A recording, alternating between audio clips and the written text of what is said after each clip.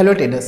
जब भी हम किसी प्रोफेशनल ट्रेडर को देखते हैं या किसी प्रोफेशनल ट्रेडर से मिलते हैं तो हमारे मन में भी एक सवाल बार बार चलता रहता है, हम भी इनके जैसे एक प्रॉफिटेबल ट्रेडर कब बनेंगे, हमें और इस मार्केट में कितना टाइम लगेगा एक प्रॉफिटेबल ट्रेडर बनने के लिए। अधिकतर आपने सुना होगा 2 से 3 साल का टाइम लगता है एक ट्रेडर बनने में। ठीक है, 2 से 3 साल में हमें चीजें धीरे धीरे समझ में आने लगती है। अगर मेरी बात करूं तो मुझे भी 2 से ढाई साल इस मार्केट में कंप्लीट होने वाले हैं। 2 से ढाई साल में मुझे क्या समझ में आया, क्या सीखा इस मार्केट में, आपको मैं 3 पॉइंट बताऊंगा। अगर आप उन 3 पॉइंट को नोट करते हैं और अपनी ट्रेडिंग में अप्लाई करते हैं तो यकीन करना आपका जो 2 से 3 साल का टाइम पीरियड है थोड़ा कम हो सकता है। ठीक है, यहाँ पे 2 से 3 साल में मैंने क्या सीखा है बस 3 पॉइंट में आपको बताऊंगा जो आपको प्रॉफिटेबल ट्रेडर बनने में मदद कर सकता है। तो वीडियो काफी ज्यादा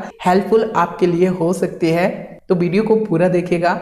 वीडियो अगर आपको पसंद आती है ट्रेडर्स, वीडियो को लाइक करिएगा, चैनल पर नए हो सब्सक्राइब कर लीजिएगा, साथ में बेल आइकन को भी हिट करें। चलिए, तो कुछ पॉइंट हैं जो मैं आपके साथ शेयर करने वाला हूं जो मुझे 2 से ढाई साल में समझ में आया। सबसे पहला पॉइंट है रिपीट मिस्टेक। दोस्तों, मैंने एक गलती को बार बार कई बार रिपीट किया है, ये मेरी सबसे बड़ी गलती थी। और मुझे लगता है कि जो एक बिगनर ट्रेडर होता होगा वो भी एक ही गलती को बार बार कई बार रिपीट करता होगा मेरी तरह, क्योंकि मैंने जनरल लिखा है। कई बार जब भी मैं लिखता था मेरे हाथ कांपते थे क्योंकि मैं एक ही गलती को फिर से लिख रहा हूं। यहाँ पे क्या होता है, एक हफ्ता जब अच्छा मार्केट में हो जाता है, हम गलती नहीं करते हैं, नेक्स्ट हफ्ते में कॉन्फिडेंस आ जाता है तो फिर हम भूल जाते हैं और फिर सेम मिस्टेक को फिर से रिपीट करके और फिर हमारा सेम रिजल्ट आता है। तो मेरे साथ भी कुछ इस तरीके से एक गलती को बार बार मैंने रिपीट किया है। तो फिर यहाँ पे मुझे समझ आया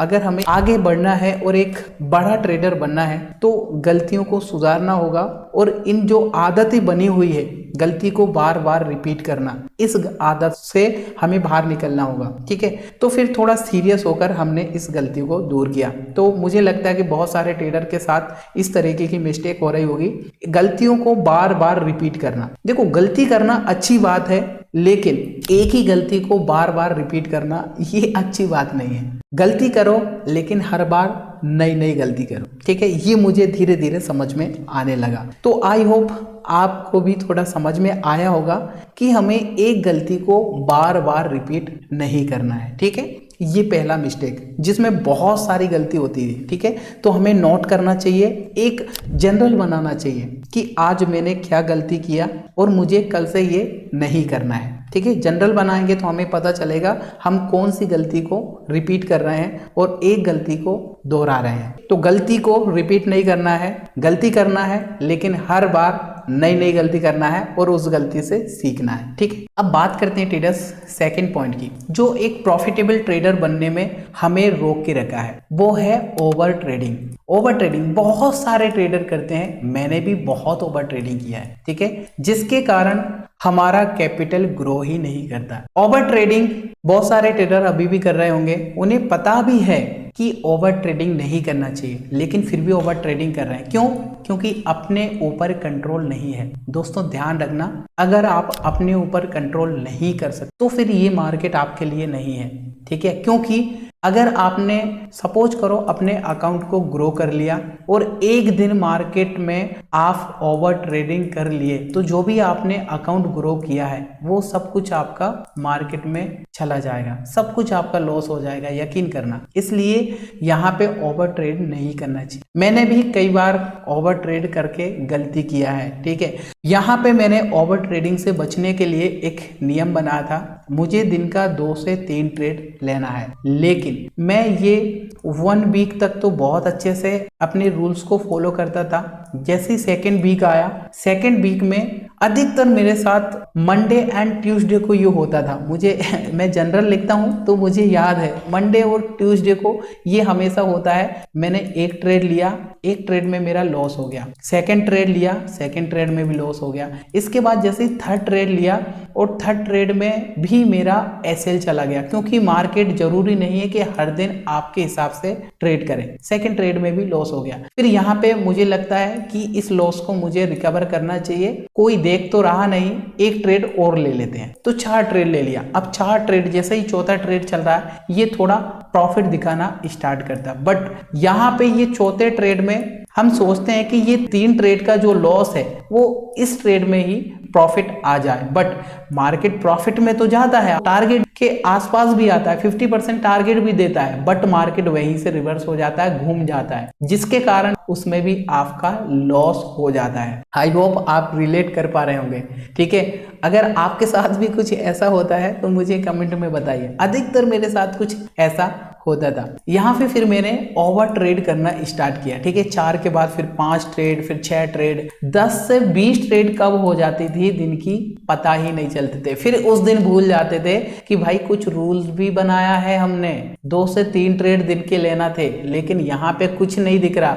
फिर तो यहाँ पे 15 ट्रेड दिन का, 20 ट्रेड दिन का, जब यहाँ पे पता चलता था कि भाई अच्छा खासा यहाँ से लॉस हो गया, जो पिछले वीक में कमाया था वीक का भी चला गया, और यहाँ से जो कैपिटल था कैपिटल का प्रॉफिट भी यहाँ पे चला गया है। तो इस तरीके से काफ़ी बार ओवर ट्रेडिंग किया है। तो ध्यान रखना, जैसे हमने फर्स्ट पॉइंट की यहाँ पे बात की थी, रिपीट मिस्टेक को रिपीट नहीं करना है। ठीक है, तो सेकेंड पॉइंट वही है, ओवर ट्रेडिंग बिल्कुल भी यहाँ से हमें नहीं करना चाहिए। अगर ओवर ट्रेडिंग करेंगे तो आप यकीन करना ट्रेडर्स, इस मार्केट में हम लॉन्ग टाइम तक सरवाइव नहीं कर पाएंगे। ओवर ट्रेडिंग से बचने के लिए जो भी आपने रूल बनाया है, दिन का 2 ट्रेड या फिर 3 ट्रेड, अगर चलना होगा तो आपका 2-3 ट्रेड चल जाएगा, अगर नहीं चलता है तो छोड़ दो, मार्केट से फाइट मत करो। हमें 2 से 3 ट्रेड में पता चल जाएगा, अगर मार्केट हमारे फेवर में जाएगा या फिर हमारे हिसाब से चलेगा तो हमें प्रॉफिट मिलेगा, नहीं चलेगा तो फिर छोड़ो उस दिन। ठीक है, फिर नेक्स्ट दिन आप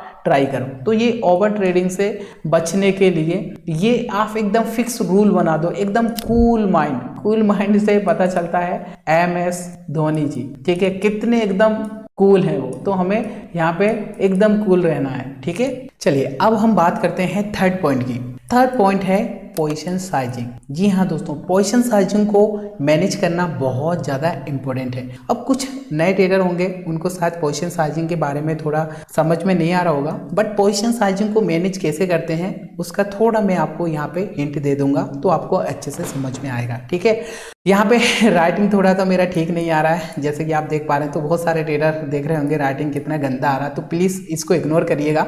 जो मैं आपको यहाँ पे सिखाना चाह रहा हूँ, समझाना चाह रहा हूँ, उसके ऊपर आप फोकस करिएगा। पोजीशन साइजिंग को किस तरीके से मैनेज करते हैं दोस्तों? पोजीशन साइजिंग मैनेज करने का सिंपल सा मैं आपको यहाँ पे तरीका बताऊंगा। सपोज करो आपने डेली का यहाँ पे 3 ट्रेड प्लान करने का डिसीजन लिया है, पहला, दूसरा, तीसरा, आप दिन का 3 ट्रेड ही करेंगे, तो आपका हर एक ट्रेड में रिस्क जो रहेगा ना फिक्स रहेगा। सपोज करो आप 3 ट्रेड ले रहे हैं और हर एक ट्रेड में आपका $100 का लॉस है, $100 का लॉस है, तो ये आपको फिक्स होना चाहिए। देखो बहुत सारे ट्रेडर प्रॉफिट देखकर आते हैं मार्केट में कि मेरा इतना प्रॉफिट हो जाएगा, इतना प्रॉफिट हो जाएगा, लॉस कोई नहीं देखता है। तो ट्रेड को प्लेस करने से पहले हमें लॉस को देखना चाहिए कि इस ट्रेड में मेरा कितना लॉस होगा। सपोज करो यहाँ पे आपने कोई एंट्री बनाया, यहाँ पे सपोज करो ये एक लॉन्ग पोजीशन यहाँ पे आपने प्लान किया, आपका एसएल ये वाला होगा। ठीक है, सपोज करो यहाँ पे मान लेते हैं अपन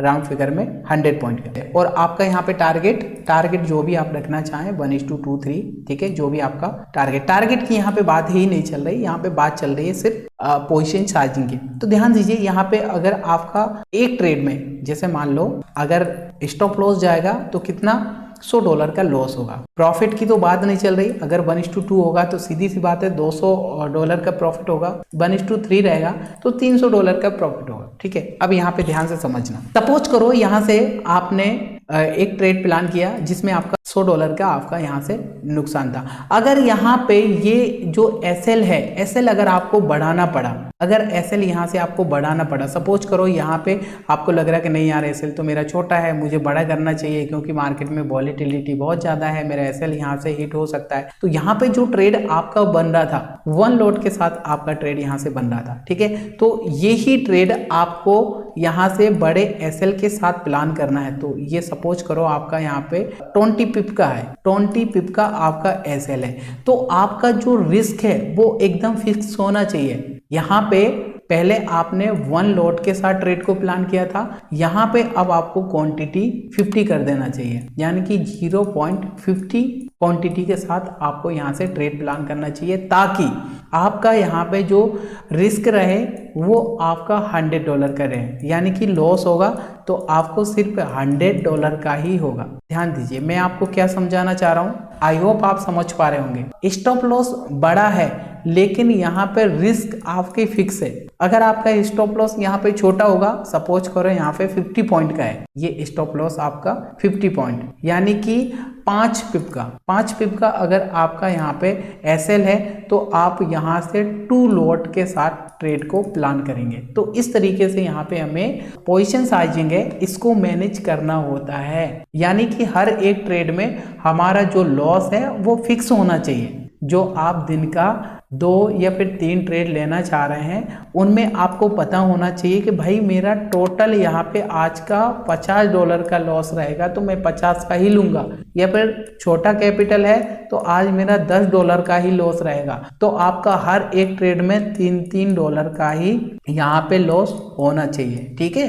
तो इस तरीके से यहाँ से हमें पोजीशन साइजिंग को मैनेज करना होता है। आई होप मैं आपको थोड़ा समझा पा रहा हूँ। तो इसलिए दोस्तों यहाँ से हमें पोजीशन साइजिंग को मैनेज करना काफ़ी ज़्यादा इम्पोर्टेंट होता है, ठीक है। अगर यहाँ से आप पोजीशन साइजिंग को मैनेज नहीं करते हैं और उल्टा सीधा अगर आप ट्रेड बनाते हैं, सपोज करो आपने यहाँ से 2 लॉट के साथ ट्रेड को प्लेस कर दिया और आपका स्टॉप लॉस यहाँ पे बन रहा है ये 200 पॉइंट का, यानी 20 पिप, ये 20 पिप का आपका स्टॉप लॉस बन रहा है। अब सपोज करो आपका यहाँ से स्टॉप लॉस हिट हो गया तो सर यहाँ से आपका लॉस कितना होगा, $400, ठीक है। तो बड़ा लॉस हो जाएगा। आपका यहाँ पे कितना था, 3 ट्रेड में आपका $300 का मैक्सिमम लॉस होने वाला था अगर आपने हर एक ट्रेड में $100 का रिस्क लिया है तो, लेकिन एक ही ट्रेड में आपका $400 का लॉस हो गया। तो ये तो बड़ा लॉस हो गया। 2 ट्रेड और करने के लिए आपके पास यहाँ पे कैपिटल ही नहीं है, समझ रहे हैं आप। अगर 2 ट्रेड और आप करेंगे तो फिर आपका बड़ा नुकसान हो जाएगा। इसलिए यहाँ पे हमें अपने